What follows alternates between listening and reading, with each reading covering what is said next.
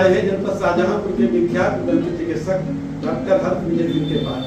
उनसे जानना चाहेंगे कि आमतौर पर दांतों की कौन कौन सी बीमारियां होती हैं और उनसे कैसे बचाव करें। पहले तो बहुत बहुत शुक्रिया मुझे अपॉर्चुनिटी देने के लिए। इस एजुकेशनल वीडियो के माध्यम से मैं लोगों को चीज़ें बता रहा हूँ। तो जैसा आपने बोला कि कौन कौन सी बीमारियां सबसे कॉमन है, वैसे तो दांतों की बड़ी सारी बीमारियां होती हैं, बट जो चीज़ सबसे आसानी से बचाई जा सकती है वो है दांतों की सफाई। दांतों की सफाई को लोग बहुत लाइटली लेते हैं, बट जो सबसे ज़्यादा जड़ है हमारे दांतों के खराब होने की वो हमारी होती है दांतों की सफाई। जब भी हम खाना खाते हैं कुछ ना कुछ पार्ट दांत का खाने का दांतों के बीच में फंसा रह जाता है, जो कई बार हमारी ब्रशिंग से दांतों के साफ करने से नहीं साफ होता। तो उसके लिए हमें फ्लॉसिंग करना चाहिए, खाना खाने के बाद कुल्ला करने की आदत हमें डालनी चाहिए, जिसकी वजह से हमारे दांतों में सड़न होना या मसूड़ों का नीचे जाना, जिसे लिंगुअल रिसेशन कहते हैं, दांतों का हिलने लगना, जिसे लोग आगे चल के पायरिया में कन्वर्ट होता है, तो खाना जो हम खाते हैं वो परत के रूप में जमता चला जाता है। तो ये सारी बीमारियां होती रहती हैं। डॉक्टर साहब, पर्याप्त सावधानी रखने के बाद भी यदि कोई बीमारी हो जाती है दांत से संबंधित, तो ऐसी कौन कौन सी बीमारियां हैं जिनका इलाज संभव है? वैसे पर्याप्त अगर सावधानी हम सारी रख रहे हैं, जैसे ब्रशिंग, फ्लॉसिंग और कुल्ले अच्छे से करें, तो चांसेस बहुत कम हो जाते हैं।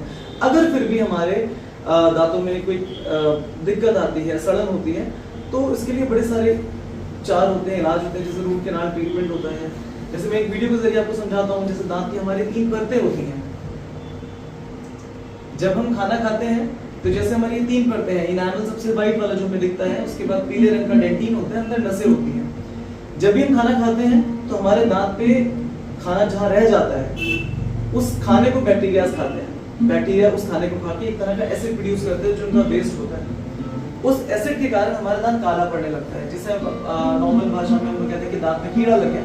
कीड़ा कुछ नहीं होता है, एक सड़न होती है दांत में जो आगे प्रोग्रेस करती है अगर हमसे साफ ना करें। तो ये एक आरसीटी का एक वीडियो है कि आरसीटी होता क्या है। जैसे ये सड़न होना शुरू हुई जिसमें कहते हैं कीड़ा लगा, तो कीड़ा कुछ नहीं होता, वो बैक्टीरिया ही होता है जो ब्लैक हमारे दांत को गलाता चला जाता है और वो नसों के जरिए अंदर इन्फेक्शन करता है। आरसीटी में हम ये सारा पार्ट हटा के, जो इन्फेक्टेड नसें हैं वो हटा के एक आर्टिफिशियल नसें डाल देते हैं उसमें, ताकि इन्फेक्शन हमारा चला जाए। इन्फेक्शन पूरा हटा के उसके बाद ये नसें डाल के हम उसे हम फिल कर देते हैं, और इस तरह से जो हमारी इन्फेक्शन हड्डी में भी गया होता है वो हमारा क्लीन हो जाता है। कभी कभी इस कंडीशन से भी आगे चले जाते हैं, हमारी लापरवाही की वजह से हमें दांत निकालना भी पड़ता है। बाकी जो चीज़ें होती है, जो हड्डी में जो दिक्कत आती है, उसके लिए हम दांतों की सफाई, स्केलिंग, ये सब चीज़ें करते हैं।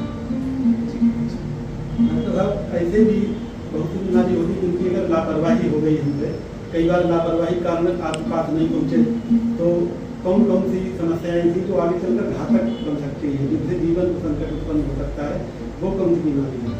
जी देखिए, सबसे इम्पोर्टेंट तो हमारे जो क्लिनिक में डेंटल में सबसे जो कॉमन होता है वो होता है ओरल कैंसर, जो सबसे ज़्यादा लापरवाही से होता है। जो आजकल बड़ा प्रचलित है, गुटखा, खैनी, तंबाकू, सिगरेट और शराब, इन सब का सेवन, इन सब के मिक्सचर से बड़ी सारी बीमारियां होती हैं।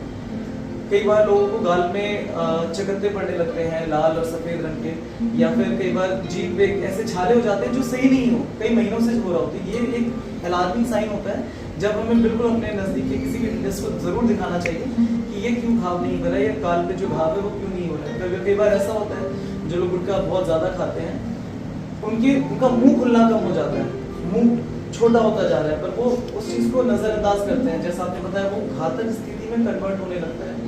ये प्री मैलिग्नेंट लीजन होते हैं, और इन पे अगर हम ध्यान ना दें तो समय के साथ वो धीरे धीरे कैंसर में कन्वर्ट हो जाता है। फिर हमें बड़ी बीमारियां होती हैं, लंबा इलाज होता है और बहुत कष्टदायी होता है। डॉक्टर साहब, कई बार हम लोग देखते हैं कि कुछ लोग ऐसे होते हैं जिनके दांत टेढ़े मेढ़े होते हैं या बाहर निकल जाते हैं मुंह से, तो क्या ऐसी बीमारियों का इलाज संभव है? क्या इनका इलाज हो सकता है? जी बिल्कुल बिल्कुल।